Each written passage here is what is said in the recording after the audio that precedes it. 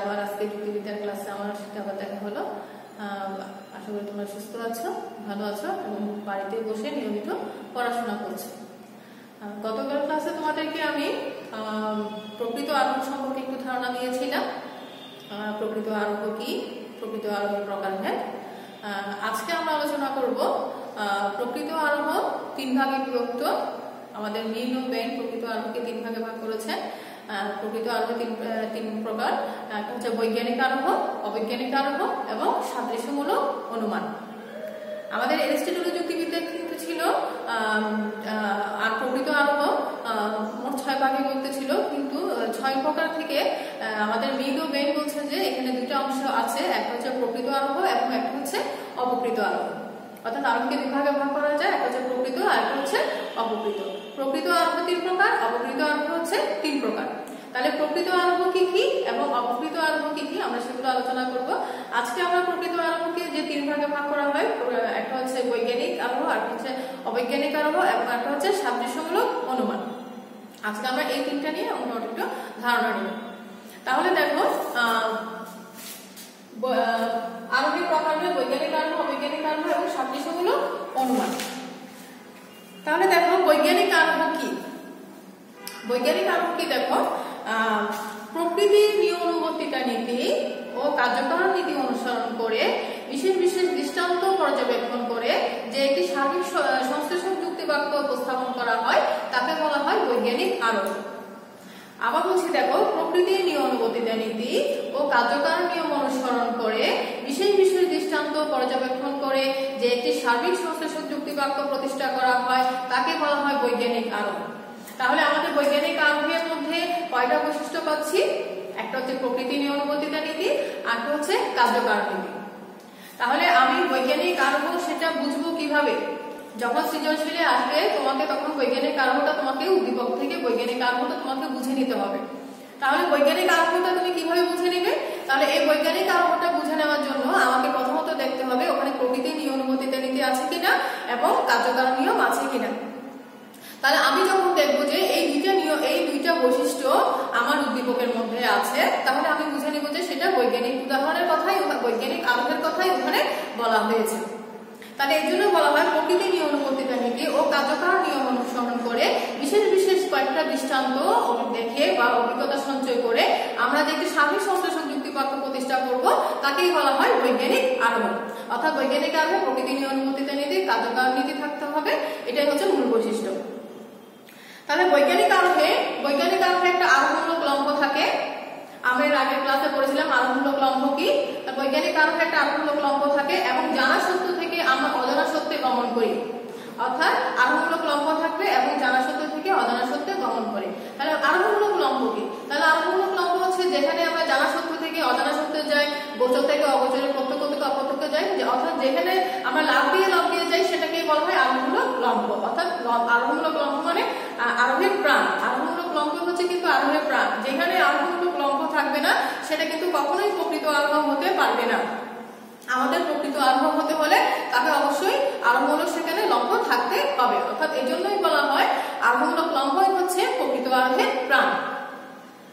তাহলে এই আরোহের প্রকৃতি নিয়মানুবর্তিতা নীতি এবং পূর্বানুমানের উপর ভিত্তি করে, অর্থাৎ পূর্বের কোন অনুমানের উপর ভিত্তি করে যে আমরা একটা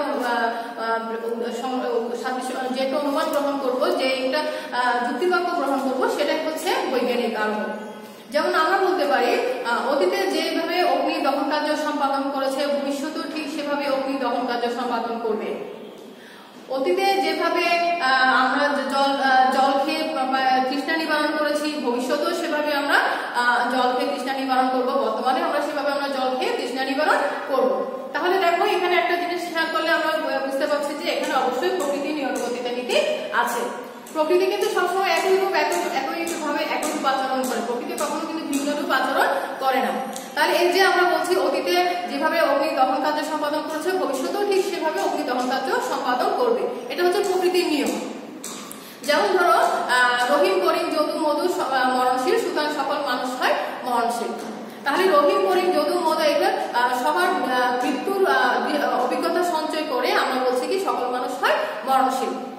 আবার সকল মানুষ হয় মহর্ষি, তাহলে এখানে অবশ্যই একটা প্রকৃতি নিয়মানুবর্তিতা নীতি কাজ করছে, কারণ আমরা প্রকৃতিতে আমরা সবাই কিন্তু মরণশীল। তারপর আমি যদি বলি মানুষ হয় চিন্তাশীল প্রাণী, তাহলে এখানে কিন্তু একটা দেখো মানুষ হয় চিন্তাশীল প্রাণী, আমাদেরকে বলা হচ্ছে কি দুইটা বৈশিষ্ট্য আছে বৈজ্ঞানিক কারণতে, একটা হচ্ছে প্রকৃতি নিয়মানুবর্তিতা নীতি আর একটা হচ্ছে কার্যকারণ। তাহলে কার্যকারণ জিনিসটা কি? কার্যকারণ জিনিসটা হচ্ছে যেখানে কারণ বিনা কারণে কোনো কিছু কিন্তু ঘটে না, শূন্য থেকে কখনোই কিন্তু শূন্য সৃষ্টি হয় না। তাহলে বিনা কাজে কোনো কিছুই কিন্তু ঘটে না। এই যে আমরা বলছি রহিম যদু মধু সবাই মরণশীল, তাহলে নিশ্চয়ই কোনো না কোনো ভাবে তারা মারা যাচ্ছে। আমরা পৃথিবীতে আসছি, আমরা যেভাবে যে কোনো কিছু কারণে আমরা মৃত্যুবরণ করবো, তাই মরণশীলতার সাথে এই মৃত্যুবরণের একটা যোগসূত্র আছে। এই জন্য এখানে বলা হয় এটা যোগসূত্র, মানে অবশ্যই এখানে কার্যকারণ সম্পর্ক আছে, কারণ বিনা কারণে কেউ কখনো কিন্তু মারা যায় না।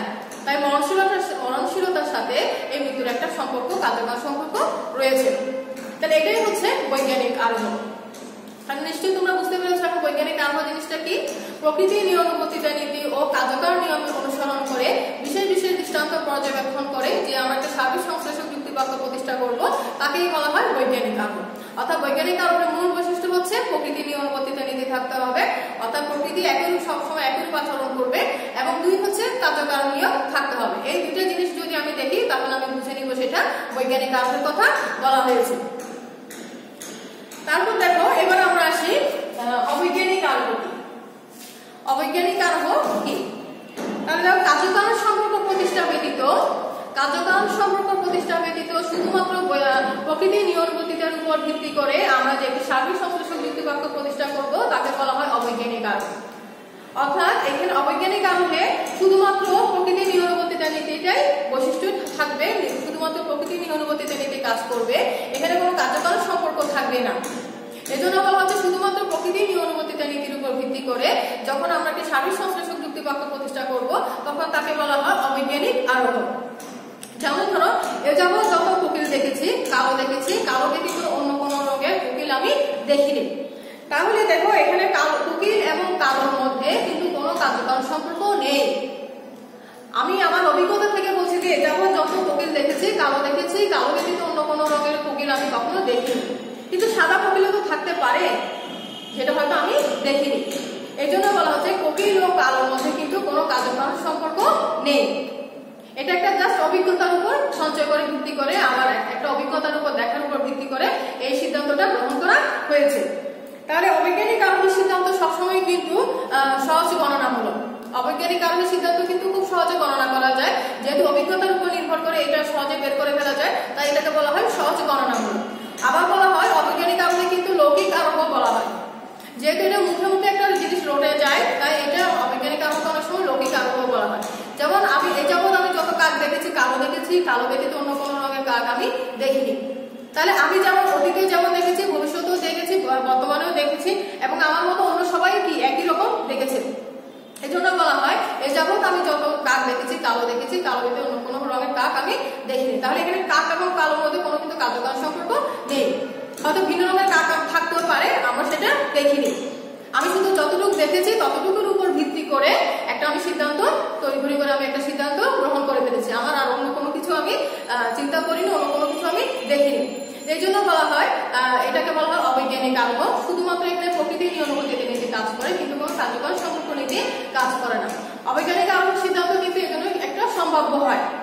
বৈজ্ঞানিক আরোহের সিদ্ধান্ত কিন্তু সবসময় নিশ্চিত হয়, কিন্তু অবৈজ্ঞানিক যেহেতু একটা বিশেষ কয়েকটা দৃষ্টান্ত একদম খুব পর্যবেক্ষণ করে সিদ্ধান্ত গ্রহণ করা হয় বৈজ্ঞানিক আরোহে।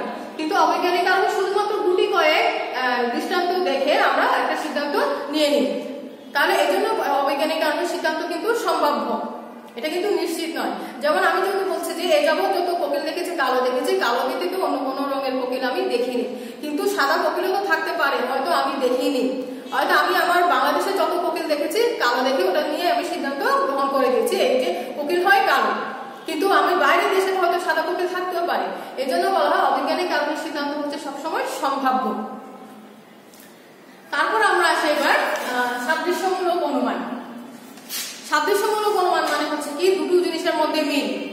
সাদৃশ্য মানে আমরা জানি সাদৃশ্য মানে হচ্ছে মিল। সাদৃশ্য অনুমান মানে দুটো বস্তুর মধ্যে একটা মিল দেখানো।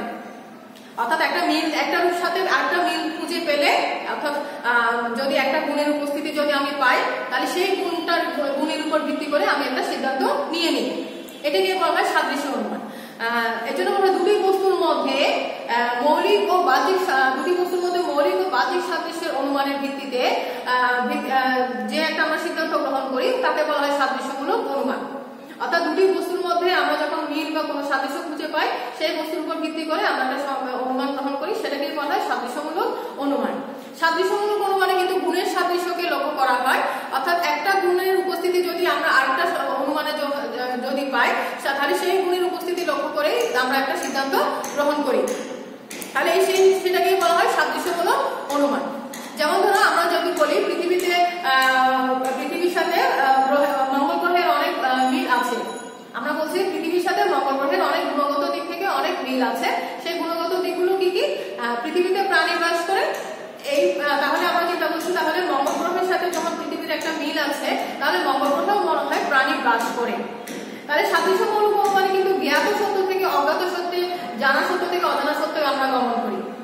যেমন আমরা বলছি পৃথিবীতে প্রাণী বাস করে, মঙ্গল গ্রহেও প্রাণী বাস করে, তাহলে পৃথিবীতে প্রাণী বাস করে এটা হচ্ছে আমাদের জ্ঞাত সত্য, কিন্তু মঙ্গল গ্রহে প্রাণী বাস করে সেটা হচ্ছে আমাদের অজ্ঞাত সত্য। কারণ আমরা মনে করি যে পৃথিবীর সাথে মঙ্গল গ্রহে যেহেতু একটি মিল আছে, তাই পৃথিবীতে যখন প্রাণী বাস করছে, এটার উপর, এই অনুমানের উপর ভিত্তি করে আমি সিদ্ধান্ত নিচ্ছি যে মঙ্গল গ্রহেও তাহলে প্রাণী বাস করে। পৃথিবীতে মাটি, পানি, বায়ু আছে, মঙ্গল গ্রহেও মাটি, পানি, বায়ু আছে, তাহলে এই যে মাটি, পানি, বায়ু আছে, পৃথিবীতে প্রাণী বাস করে, এগুলো হচ্ছে সব জ্ঞাত সত্য, অর্থাৎ জানা সত্য। এই জানা সত্য থেকে আমি আস্তে আস্তে অজানা সত্য থেকে যাচ্ছি কি মঙ্গল গ্রহেও প্রাণী বাস করে, মাটি, পানি, বায়ু আছে, কিন্তু সেটা আমরা দেখছি না। সেটা যখন আমরা দেখছি না, সেটা হচ্ছে আমাদের অজ্ঞাত সত্য। যেটা আমাদের চোখের সামনে ঘটে সেটা হচ্ছে জানা সত্য বা জ্ঞাত সত্য। তাহলে এই জন্য বলা হয় সাদৃশ্যমূলক অনুমানের সিদ্ধান্ত কিন্তু কখনোই নিশ্চিত হয় না, সেটা হচ্ছে সম্ভাব্য। যেহেতু আমি পৃথিবীতে মাটি, পানি, বায়ু আছে, পৃথিবীতে প্রাণী বাস করে, এই অনুমানের উপর ভিত্তি করে আমি সিদ্ধান্ত নিচ্ছি যে, অনুমান করছি যে মঙ্গল গ্রহেও বোধহয় ওরকম মাটি, পানি, বায়ু আছে, মঙ্গল গ্রহেও প্রাণী বাস করে। তাহলে যেহেতু ওটা আমি দেখছি না, তাই এটার অনুমানের ভিত্তিও কিন্তু সম্ভাব্য। এটাই হচ্ছে সাদৃশ্যমূলক অনুমান। তাহলে আমাদের আরোহের প্রকারভেদে আমরা আরোহকে তিন ভাগে প্রকৃত আরোহ হচ্ছে তিন প্রকার। একটা হচ্ছে বৈজ্ঞানিক আরোহ, একটা হচ্ছে অবৈজ্ঞানিক আরোহ, একটা হচ্ছে সাদৃশ্যমূলক অনুমান। এবং তোমাদের বৈজ্ঞানিক আরোহ, অবৈজ্ঞানিক আরোহের মধ্যে পার্থক্য আসতে পারে, আবার বৈজ্ঞানিক আরোহের সাথে সাদৃশ্যমূলক অনুমানের পার্থক্য আসতে পারে, আবার অবৈজ্ঞানিক আরোহের সাথে সাদৃশ্যমূলক, এভাবে কিন্তু পার্থক্য অবশ্যই পরীক্ষায় একটা থাকে। এবার আমরা দেখি বৈজ্ঞানিক আরোহের বৈশিষ্ট্য কি কি, অবৈজ্ঞানিক আরোহের বৈশিষ্ট্য কি কি, সাদৃশ্যমূলক অনুমানের বৈশিষ্ট্য কি কি। যেহেতু আমাদের বৈশিষ্ট্যগুলো যদি জানা না থাকে, তাহলে আমরা কিন্তু উদ্দীপক থেকে সহজে কিন্তু বের করতে পারবো না, তাই আমাদের একটু বৈশিষ্ট্যগুলো জানা দরকার। তাহলে আমাদের বৈজ্ঞানিক আরোহের বৈশিষ্ট্য হচ্ছে কি কি? বৈজ্ঞানিক আরোহ হচ্ছে প্রথমত একটা সার্বিক সংশ্লেষক যুক্তি বাক্য।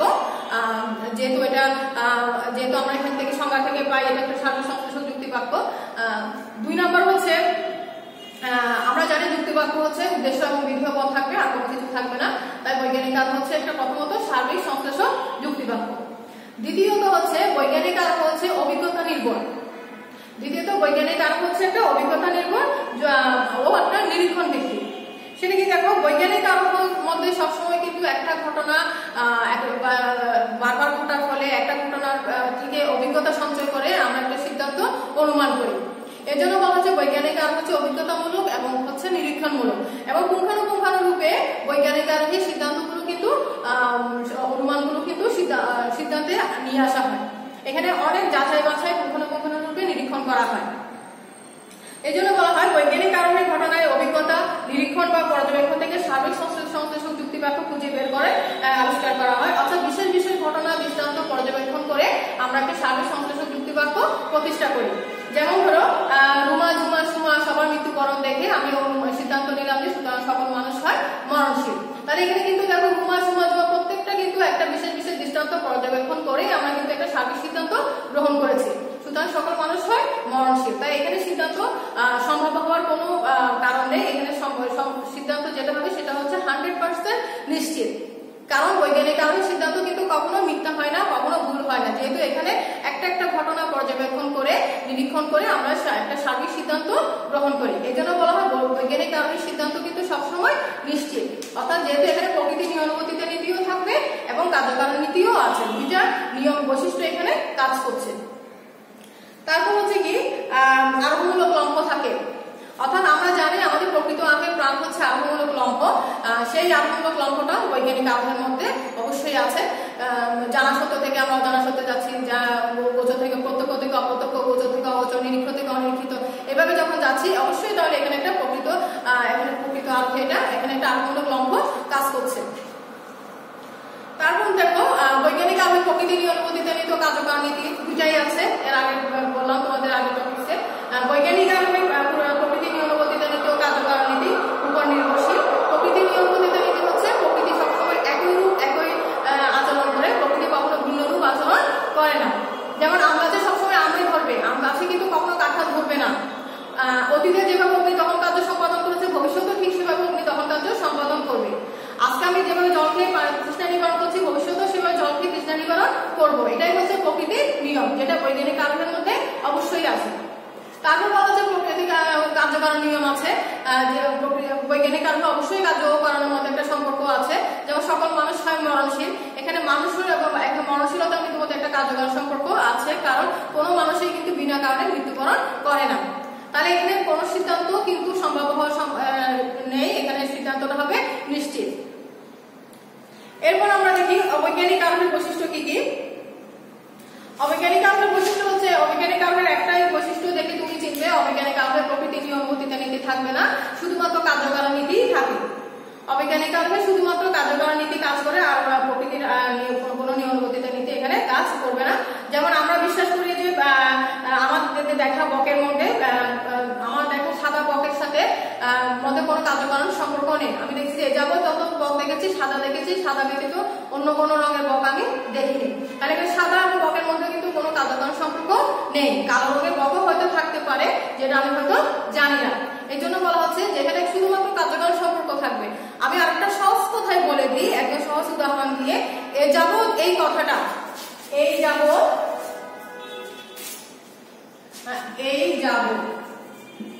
এই কথাটা যেখানে দেখবে তুমি নির্দ্বিধায় চোখ বন্ধ করে বলবে এটা হচ্ছে অবৈজ্ঞানিক আরোহ। এটা হচ্ছে অবৈজ্ঞানিক আরোহ, কারণ এখানে কার্যকারণ নীতি শুধু থাকবে, কোনো ধরনের প্রকৃতি নিয়মানুবর্তিত নীতি এখানে থাকে না। আর হচ্ছে অবৈজ্ঞানিক আরোহের সিদ্ধান্ত হচ্ছে সবসময় সম্ভাব্য। তারপর হচ্ছে বাস্তব ঘটনা পর্যবেক্ষণের উপর নির্ভরশীল। অবৈজ্ঞানিক আরোহ সবসময় বাস্তব ঘটনা পর্যবেক্ষণের উপর নির্ভরশীল। যেমন আমি যদি বলি এই যাবৎ যত কোকিল দেখেছি কালো দেখেছি, কালো ব্যতীত অন্য কোনো রঙের কোকিল আমি দেখিনি, তাহলে এখানে কোকিল দেখার বাস্তব অভিজ্ঞতা থেকে আমি বলছি যে সেটা কালো। তাহলে এই যে এখানে একটা বাস্তব অভিজ্ঞতা কাজ করছে, এটাই হচ্ছে অবৈজ্ঞানিক আরোহের আরেকটা বৈশিষ্ট্য। তারপর হচ্ছে দেখো সাদৃশ্যমূলক অনুমানের বৈশিষ্ট্য। দেখো সাদৃশ্যমূলক অনুমানের বৈশিষ্ট্য হচ্ছে, সাদৃশ্যমূলক অনুমানের মধ্যে সবসময় দুইটা সাদৃশ্য লক্ষ্য করা যায়, অর্থাৎ একটা সাদৃশ্য প্রকৃতি করে আরেকটা সাদৃশ্য লক্ষ্য করা, এটাই হচ্ছে সাদৃশ্যমূলক অনুমানের বৈশিষ্ট্য। সাদৃশ্যমূলক অনুমানের মধ্যেও তোমার কার্যকারণ সম্পর্ক থাকে, প্রকৃতি নিয়মানুবর্তিত উল্লেখ থাকে, কিছুটা উল্লেখ থাকে, এবং সাদৃশ্য অনুমানের সিদ্ধান্ত হবে সবসময় সম্ভাব্য। অর্থাৎ দুটি গুণের মধ্যে, দুটা বিষয়ের মধ্যে যখন আমি কোনো কিছু মিল দেখবো, তখন সেটাকে আমি ধরে নিব সেটা সাদৃশ্যমূলক অনুমান। যেমন ধরো পৃথিবীতে মাটি পানি বায়ু বাস করে, মঙ্গল গ্রহ মাটি পানি বায়ু বাস করে, এরকম দুটা গুণের মধ্যে, দুটা বস্তুর মধ্যে যখন মিল দেখানো হবে, তখন সেটাকে আমি নির্দ্বিধায় করে নিব সেটা সাদৃশ্যমূলক অনুমান। যে রহিম স্কুলে যায়, করিমও স্কুলে যায়, রহিম ভাত খায়, করিমও ভাত খায়, এভাবে যখন দুটো বস্তুর মধ্যে, দুটা বিষয়ের মধ্যে, দুটা মানুষের মধ্যে সাদৃশ্য দেখানো হবে, তখন তুমি নির্দ্বিধায় বলবে এটা সাদৃশ্যমূলক অনুমান। তা আশা করি আজকে তোমরা প্রকৃত আরোহকে নিয়ে, প্রকৃত আরোহ নিয়ে যে আমরা তিনটা পয়েন্ট আলোচনা করেছি, বৈজ্ঞানিক, অবৈজ্ঞানিক এবং সাদৃশ্যমূলক অনুমান, আশা করি তোমরা বুঝতে পেরেছো। আমি বৈশিষ্ট্য সহকারে তোমাদেরকে বর্ণনা করেছি। তোমরা বাড়িতে বসে বাড়িতে আরেকটু চর্চা করবে বৈজ্ঞানিক আরোহ, অবৈজ্ঞানিক আরোহ, সাদৃশ্যমূলক অনুমান, এবং বৈজ্ঞানিক আরোহের সাথে অবৈজ্ঞানিক আরোহের মধ্যে পার্থক্য। এটা অবশ্যই কিন্তু খুবই ইম্পর্টেন্ট একটা প্রশ্ন তোমাদের, বৈজ্ঞানিক আরোহের সাথে অবৈজ্ঞানিক আরোহের পার্থক্য। তারপর হচ্ছে তোমার বৈজ্ঞানিক আরোহের সাথে সাদৃশ্যমূলক অনুমানের পার্থক্য আসতে পারে, আবার সাদৃশ্যমূলক অনুমানের সাথে অবৈজ্ঞানিক আরোহের পার্থক্য আসতে পারে, এভাবে পার্থক্য আসতে পারে পরীক্ষায়। তাই তোমরা বৈজ্ঞানিক আরোহ, অবৈজ্ঞানিক আরোহ, সাদৃশ্যমূলক অনুমান এই তিনটা টপিক যখন পড়বে, এই তিনটার সাথে সাথে এই তিনটার যে বৈশিষ্ট্যগুলো আছে সেই বৈশিষ্ট্যগুলো অবশ্যই একটু করবে। ওখান থেকে তোমরা মিনিমাম 4টা 5টা তোমরা যদি বৈশিষ্ট্যগুলো করো তাহলে অবশ্যই 2টার মধ্যে যখন পার্থক্য দিতে বলবে তোমাদের, তোমরা এটা আনসার করতে পারবে। আশা করি আজকে টপিকগুলো তোমরা ভালোভাবে বুঝতে পেরেছো। বাড়িতে বসে আর একটু চর্চা করবে। নেক্সট ক্লাসে আমি তোমাদেরকে অপকৃত আরোহ নিয়ে আলোচনা করবো। ততদিন পর্যন্ত তোমরা সুস্থ থাকো, ভালো থাকো। ধন্যবাদ।